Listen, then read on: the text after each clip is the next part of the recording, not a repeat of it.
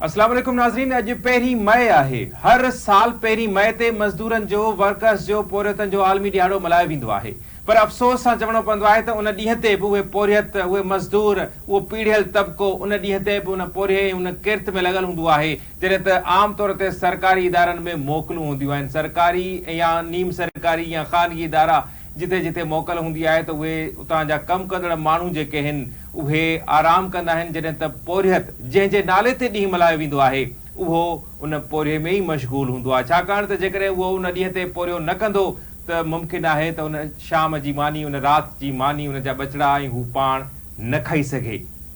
सॼी दुनिया में पोरियत जो, वर्कर्स जो, मज़दूर जो ॾियारो मल्हायो वेंदो आहे। हर साल पूरी दुनिया में 1 मई ते सेमिनार कोठाया वेंदा आहिनि, प्रोग्राम थींदा आहिनि, वॉक्स कराई वेंदियूं आहिनि ऐं आगाही जेका आहे उहा पखेड़ी वेंदी आहे। पर अमली तौर ते छा थींदो आहे उहो बि असां तव्हांजे सभिनी जे साम्हूं आहे।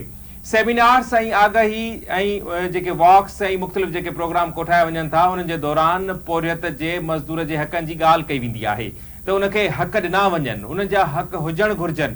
हर साल जेकॾहिं असां ॻाल्हि कयूं त हुकूमतूं, ख़ासि तौर ते सिंध हुकूमत जी जेकॾहिं ॻाल्हि कंदासीं या वफ़ाक़ जी ॻाल्हि कंदासीं त हर हुकूमत पंहिंजे बजट में पोरियत जो उजूरो मुक़ररु कंदी आहे।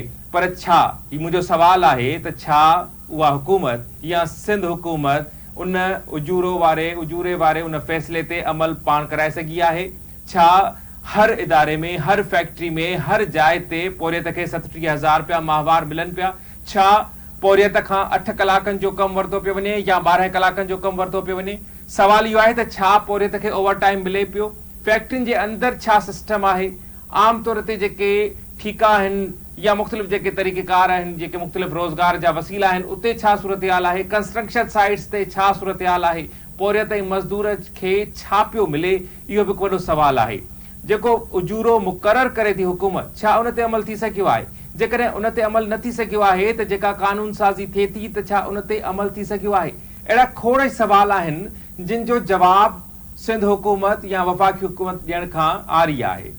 जवाब न आहे। जॾहिं बि कंहिंखां सवाल पुछियो वेंदो आहे, कंहिं मिनिस्टर खां, कंहिं उहिदेदार खां, कंहिं ब्यूरोक्रेट खां, त उन वटि को बि जवाब न हूंदो आहे। उहो चवंदो आहे असां कोशिशि कंदा आहियूं, नाले मातर कार्रवायूं कई वेंदियूं आहिनि, नाले मातर कानून साज़ी कई वेंदी आहे, पर अमल न थींदो आहे।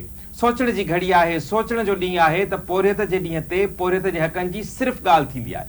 पूरो साल मुमकिन आहे ॻाल्हि थींदी हुजे पर अमल किथे बि नज़र नथो अचे। छा सोशल रिस्पॉन्सिबिलिटी या जेका पाण खे पाण ज़िम्मेवार सम्झिजे उहा का बि ॻाल्हि न आहे? ऐं कंहिं बि माण्हूअ खे पंहिंजी ज़िम्मेवारी जो अहसासु छो नथो थिए? फैक्ट्रियुनि जा मालिक आहिनि, इंडस्ट्रियलिस्ट आहिनि, उहे कंहिं बि हवाले सां इन ॻाल्हि ते तयार न हूंदा आहिनि त 37,000 रुपया या जेको गवर्नमेंट जेको उजूरो मुक़ररु करे पई उहो असां कीअं ॾींदासीं। मुंहिंजी जॾहिं हुननि सां ॻाल्हि ॿोल थींदी आहे ऑन दी रिकॉर्ड त हू चवंदा आहिनि त असां जेकॾहिं एतिरो उजूरो ॾींदासीं त असां पंहिंजा ख़र्च न हलाए सघंदासीं।